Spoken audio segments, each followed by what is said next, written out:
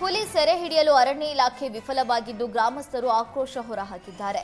ಚಾಮರಾಜನಗರ ಜಿಲ್ಲೆಯ ಗುಂಡ್ಲುಪೇಟೆ ತಾಲೂಕಿನ ಬೊಮ್ಮಲಾಪುರ ಗ್ರಾಮದಲ್ಲಿ ಕಳೆದ 1 ತಿಂಗಳ ಹಿಂದೆ ಹುಲಿ ಓಡಾಟ ನಡೆತಾ ಇತ್ತು. ಗ್ರಾಮಸ್ಥರ ಒತ್ತಡ ಹಿನ್ನೆಲೆ ಬೋನು ಅಳವಡಿಸಿ ಅರಣ್ಯ ಇಲಾಖೆ ಜನರ ಕಣ್ಣುರಿಸುವ ತಂತ್ರಕ್ಕೆ ಮೊರೆ ಹೋಗಿತ್ತು. ಹೀಗಾಗಿ ಅರಣ್ಯ ಇಲಾಖೆ ನೀತಿಯಿಂದ ಗ್ರಾಮಸ್ಥರು ಬೇಸತ್ತಿದ್ದು ಬೋನಿನಲ್ಲಿ ಅರಣ್ಯ ಸಿಬ್ಬಂದಿಯನ್ನೇ ಕೂಡಿ ಹಾಕಿ ಪ್ರತಿಭಟನೆ ಮಾಡಿದ್ದಾರೆ. ವಿಷಯ ತಿಳಿದು ಸ್ಥಳಕ್ಕೆ ಆಗಮಿಸಿದ ಗುಂಡ್ಲುಪೇಟೆ ಪೊಲೀಸರು ಗ್ರಾಮಸ್ಥರ ಮನವೊಲಿಸಿ ಅರಣ್ಯ ಸಿಬ್ಬಂದಿಯನ್ನ ಬಿಡುಗಡೆ ಮಾಡಿಸಿದ್ದಾರೆ.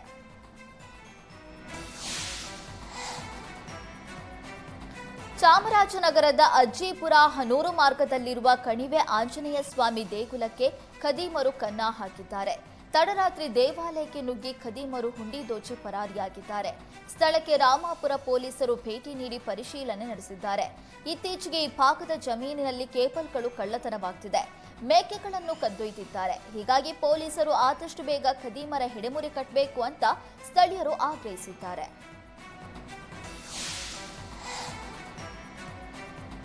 ವಿಕ್ಟೋರಿಯಾ ಆಸ್ಪತ್ರೆಯ ಒಳಗಡೆ ಮಂಗಗಳ ಕಾಟ ಹೆಚ್ಚಾಗ್ತಿದೆ. ರೋಗಿಗಳು ಚಿಕಿತ್ಸೆ ಪಡಿತಾ ಇರುವ ಬೆಡ್ ಮೇಲೆ ಕುಳಿತು ಕೋತಿಗಳು ಕಾಟ ಕೊಡ್ತಾ ಇವೆ. ರೋಗಿಗಳಿಗೆ ತಂದಿರುವ ಹಣ್ಣುಗಳನ್ನು ಹೊತ್ತೊಯ್ದಿದ್ದಲ್ಲದೆ ಆಸ್ಪತ್ರೆಯ ವಾರ್ಡ್ಗಳಲ್ಲೆಲ್ಲ ಓಡಾಟ ನಡೆಸಿವೆ.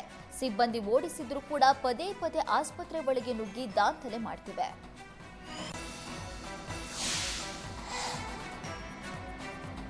ಮದ್ದೂರಿನಲ್ಲಿ ಗಣೇಶ ವಿಸರ್ಜನಾ ಮೆರವಣಿಗೆಯಲ್ಲಿ ಕಲ್ಲು ತೂರಾಟ ನಡೆಸಿದ್ದು ಭಾರೀ ಆಕ್ರೋಶಕ್ಕೆ ಕಾರಣವಾಗಿದೆ. ಇದರ ನಡುವೆ ಒಂದೆಡೆ ಕೋಮು ಸಂಘರ್ಷ ಧಗಧಗಿಸ್ತಾ ಇದ್ರೆ ಮತ್ತೊಂದೆಡೆ ಸೌಹಾರ್ದತೆಗೆ ಗಣೇಶ ಮೆರವಣಿಗೆ ಸಾಕ್ಷಿಯಾಗಿದೆ. ಮದ್ದೂರಿನ ಗಲಾಟೆ ಬೆನ್ನಲ್ಲೇ ಸೌಹಾರ್ದತೆಯ ವಿಡಿಯೋವೊಂದು ವೈರಲ್ ಆಗಿದ್ದು, ಕೊಪ್ಪ ಗ್ರಾಮದಲ್ಲಿ ಹಿಂದೂಗಳೊಂದಿಗೆ ಸೇರಿ ಮುಸ್ಲಿಮರು ಗಣೇಶೋತ್ಸವ ಆಚರಿಸಿದ್ದಾರೆ. ಗಣೇಶೋತ್ಸವದಲ್ಲಿ ಭಾಗಿಯಾಗಿ ಸಿಹಿ ಹಂಚಿ ಸಂಭ್ರಮಿಸಿದ್ದಾರೆ. ಅತ್ತ ಕೆಲ ಮುಸ್ಲಿಂ ಪುಂಡರು ಕಲ್ಲು ತೂರಾಟ ಮಾಡಿದ್ರೆ, ಇತ್ತ ಮುಸಲ್ಮಾನರೇ ಗಣೇಶೋತ್ಸವದಲ್ಲಿ ಭಾಗಿಯಾಗಿ ಸೌಹಾರ್ದತೆ ಮೆರೆದಿದ್ದಾರೆ. ಡಿಜಿಟಲ್ ಅರೆಸ್ಟ್ನಿಂದ ಔರಾದ ವಿಧಾನಸಭಾ ಕ್ಷೇತ್ರದ ಮಾಜಿ ಶಾಸಕ ಗುಂಡಪ್ಪ ವಕೀಲ್ 30 ಲಕ್ಷ ಹಣ ಕಳೆದುಕೊಂಡಿದ್ದಾರೆ. ವಂಚಕರ ಗ್ಯಾಂಗ್ ಸಿಬಿಐ, ಇಡಿ ಹಾಗೂ ಜಡ್ಜ್ ಹೆಸರಿನಲ್ಲಿ ಡಿಜಿಟಲ್ ಅರೆಸ್ಟ್ ಮಾಡಿ ಹಂತ ಹಂತವಾಗಿ 30 ಲಕ್ಷ ವರ್ಗಾಯಿಸಿಕೊಂಡಿದ್ದಾರೆ. ಮೊದಲಿಗೆ ಆಗಸ್ಟ್ 12ರಂದು ಸಿಬಿಐ ಆಫೀಸರ್ ಅಂತ ಕರೆ ಮಾಡಿದ್ದು, ನೀವು ನರೇಶ್ ಗೋಯಲ್ ಮನಿ ಲ್ಯಾಂಡರಿಂಗ್ ಕೇಸ್ನಲ್ಲಿ ಭಾಗಿಯಾಗಿದ್ದೀರಿ ಅಂತ ಬೆದರಿಕೆ ಹಾಕಿದ್ದಾರೆ. ಬಳಿಕ ಆಗಸ್ಟ್ 13ರಂದು ಸಿಬಿಐ ಡಿಸಿಪಿ ಅಂತ ಮತ್ತೋರ್ವ ಕರೆ ಮಾಡಿದ್ದು, ನೀವು ಡಿಜಿಟಲ್ ಅರೆಸ್ಟ್ ಆಗಿದ್ದೀರಾ, ಕಾಲ್ ಕಟ್ ಮಾಡಬೇಡಿ ಅಂತ ಹೆದರಿಸಿದ್ದಾರೆ.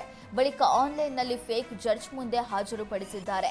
ಕೋರ್ಟ್ ವಿಚಾರಣೆ ರೀತಿ ಸೆಟಪ್ ಮಾಡಿ 30 ಲಕ್ಷ ಹಣ ಹಾಕಿಸಿಕೊಂಡಿದ್ದಾರೆ. ತನಿಖೆ ಮುಗಿದ ನಂತರ ಮರಳಿ ಹಣ ಕೊಡೋದಾಗಿ ನಂಬಿಸಿದ್ದಾರೆ. ಹಣ ಮರಳಿ ಬಾರದಿದ್ದಾಗ ಮಾಜಿ ಶಾಸಕ ಗುಂಡಪ್ಪ ಸಿಸಿಬಿ ಸೈಬರ್ ಕ್ರೈಂ ಪೊಲೀಸರಿಗೆ ದೂರು ನೀಡಿದ್ದಾರೆ. ಈ ಸಂಬಂಧ ಬೆಂಗಳೂರು ಸಿಸಿಬಿ ಸೈಬರ್ ಕ್ರೈಂ ಠಾಣೆಯಲ್ಲಿ ಪ್ರಕರಣ ದಾಖಲಾಗಿದೆ.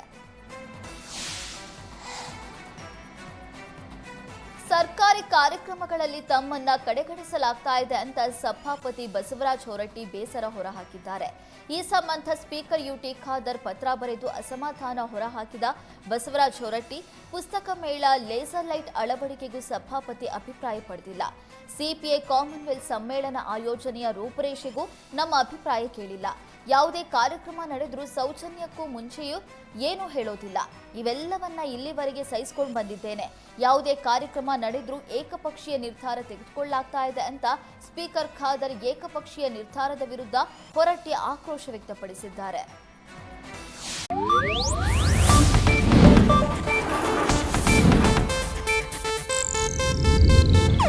ಇದು ಏಷ್ಯಾನೆಟ್ ನ್ಯೂಸ್ ನೆಟ್ವರ್ಕ್ ಪ್ರಸ್ತುತಿ.